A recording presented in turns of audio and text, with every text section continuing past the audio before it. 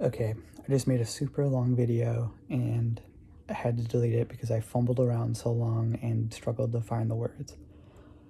But I had this thought about like monetary policy earlier today and kind of economic impacts and decisions in that world, how they should maybe be approached. And I think you can find a way that supports the little guy without totally pissing off the wealthy people. But okay, so the thought is this. Um, we should certainly take like a Rooseveltian approach to the world. I think that it's important for us to maintain some level of that mindset and just kind of this, we need to be okay with having some level of difference in income and wealth. But that being said, there needs to be equal opportunity for people to plant the seed and improve in a lifetime. I believe that. So if Roosevelt saw the US as like this pyramid of cohesiveness, sure, there's going to be a lower, the bottom portion of the people. But if they are willing to put in the work, they should be able to set up a base level at that bottom and move up at least, one economic level in their lifetime. Therefore, helping their children and grandchildren have a better future, right? I think that that's an important approach. I think one of the things so this thought that I have, and it made sense, I had a really great way of explaining it earlier, and now it's sounding clunky and weird, but if someone wants to have a more leisurely lifestyle now, and I emphasize how it has evolved, they should be allowed to do so. I keep going back to technological advances and all these implementations in businesses in the name of efficiency. So we've become compoundingly more efficient in every year for the last 20 years. And the employees are expected to have, higher qualifications and skills and all of these things and put in the same amount of time.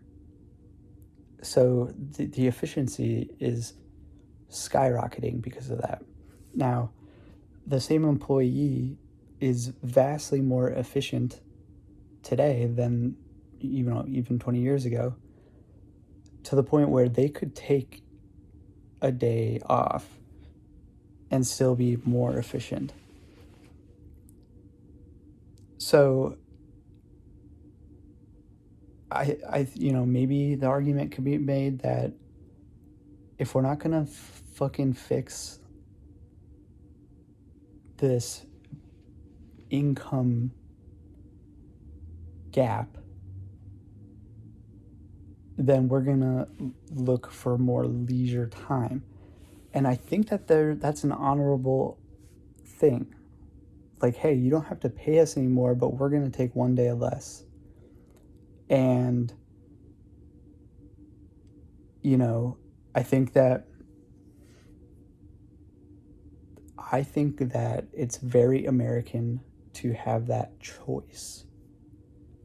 Because, yes, some people will do nothing with that extra time. They will waste it away. They're not true Americans, but they have the freedom to do that, and that's fine. What's really impactful in doing that is it frees up that third day, that is enough time for um, achievers to do something. They can start a side hustle. You would have a burst of um, small businesses, which is really important.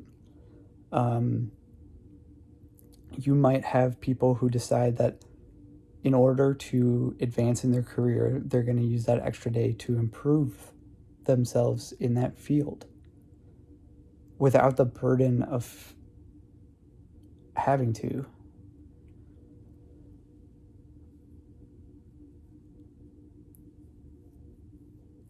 And blah, blah, blah, blah, blah. But at the end of the day, I think that it all comes down to,